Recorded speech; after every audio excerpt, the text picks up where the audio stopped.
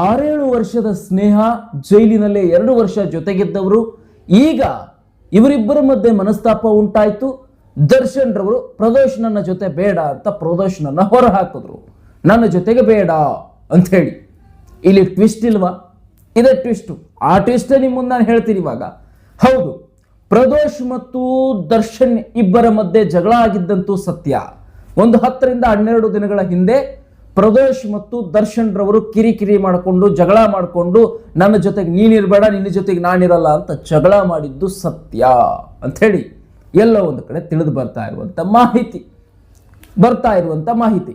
ಇವರಿಬ್ಬರ ಮಧ್ಯೆ ಜಗಳ ಆಗಿದ್ದು ಯಾವ ಕಾರಣಕ್ಕೆ ಅದು ಕೂಡ ನಿಮಗೆ ಗೊತ್ತಾಗಬೇಕು. ಸತ್ಯವಾಗಿರುವಂತಹ ಸಂಗತಿ ಗೊತ್ತಾಗಬೇಕು. ಯಾಕೆ ಜಗಳ ಮಾಡಿದ್ರು?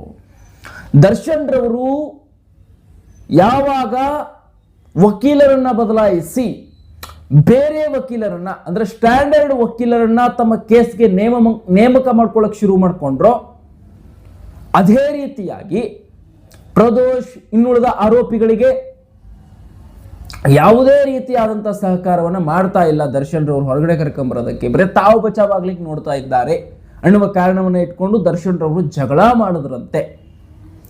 ಈ ವಿಚಾರ ಎಲ್ಲ ಒಂದು ಕಡೆ ಪ್ರದೋಷ್ ಅವರಿಗೆ ನೋವಾಯ್ತಂತೆ. ಹಾಗಾಗಿ ನಾನು ಮಾಪಿ ಸಾಕ್ಷಿ ಹೇಳ್ತೀನಿ ಅಂತ ಹೇಳಿದ್ರಂತೆ. ಅದರ ಜೊತೆಗೆ ವಿನಯ್ ಕೂಡ ಸೇರ್ಕೊಂಡ್ರಂತೆ, ನಾನು ಕೂಡ ಮಾಪಿ ಸಾಕ್ಷಿ ಹೇಳ್ತೀನಿ ಅಂತ. ಹಾಗೆ 8ನೇ ಆರೋಪಿ ರವಿಶಂಕರ್ ಕೂಡ ಸೇರಿಕೊಂಡ್ರಂತೆ. 3 ಜನ ಈಗ ಹೋಗಿ ನಾವೇನ್ ಮಾಡೋಣ ಅಂದ್ರೆ ಮಾಪಿ ಸಾಕ್ಷಿ ಹೇಳೋಣ ಅಂತ ಹೇಳಿ ಸೇರ್ಕೊಂಡಿದಾರಂತೆ. ಈಗ CCS ಅಂದ್ರೆ 59ನೇ ಸೆಷನ್ಸ್ ಕೋರ್ಟ್ ನಲ್ಲಿ ಇವರು ಅರ್ಜಿಯನ್ನ ಹಾಕ್ತಾ ಇದ್ದಾರಂತೆ. ನಾವು ಮಾಪಿ ಸಾಕ್ಷಿ ಆಗಿ ಕನ್ವರ್ಟ್ ಆಗಿ ಹೇಳ್ತೀವಿ, ಏನೇನ್ ನಡೆದಿದೆ ಅನ್ನುವಂಥದ್ದನ್ನ ಎಳೆಯಾಗಿ ಬಿಚ್ಚಿಡ್ತೀವಿ, ರೇಣುಕಾ ಸ್ವಾಮಿ ಹೇಗೆ ಸತ್ತ ಅನ್ನೋದನ್ನು ಕೂಡ ಹೇಳ್ತೀವಿ ಅಂತ ಹೇಳಿ ಈಗ ಈ 3 ಆರೋಪಿಗಳು ಯಾರ್ಯಾರು? ಪ್ರದೋಷ್, ವಿನಯ್, 8ನೇ ಆರೋಪಿ ರವಿಶಂಕರ್ ಕೂಡ ಇದ್ರ ಜೊತೆಗೆ ಸೇರಿಕೊಂಡು 3 ಜನ ಏನ್ ನಡೆದಿದೆ ಅದನ್ನ ಹೇಳ್ಬಿಡೋಣ, ನಾವು ಬಚಾವಾಗೋಣ ಅಂತ ಹೇಳಿ ಲೆಕ್ಕಾಚಾರ ನಡೆಸಿದ್ದಾರೆ ಅಂತೆಲ್ಲ ನೀವು ಕೇಳ್ತಾನೆ ಇರ್ತೀರಿ.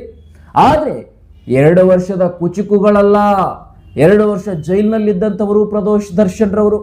ಅದರ ಜೊತೆಗೆ ಅದಕ್ಕಿಂತ ಮುಂಚೆ 6-7 ವರ್ಷದ ಸ್ನೇಹಿತರು, ಅಷ್ಟು ಆಪ್ತ ಬಾಂಧವ್ಯವನ್ನ ಹೊಂದಿದಂಥವರು.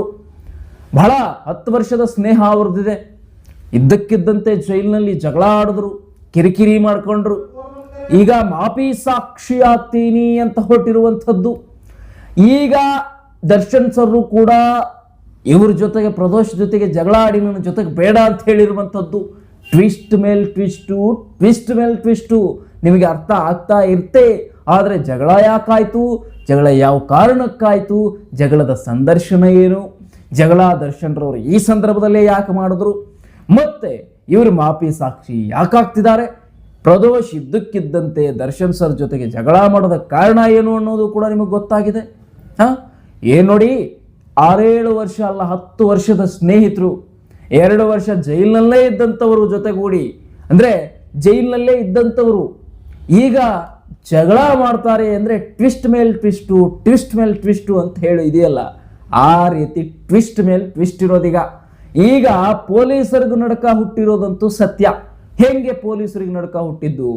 ಈ 3 ಆರೋಪಿಗಳು ಯಾರು? ಪ್ರದೋಷ್, ವಿನಯ್, 8ನೇ ಆರೋಪಿ ರವಿಶಂಕರ್. ಇವರು 3ರನ್ನು ಓದು ನ್ಯಾಯಾಲಯದ ಮುಂದೆ ನಿಲ್ಲಿಸಿದ್ರೆ ಇವರು ಏನ್ ಹೇಳ್ತಾರೆ ಅನ್ನುವಂಥದ್ದೇ ಗೊಂದಲ.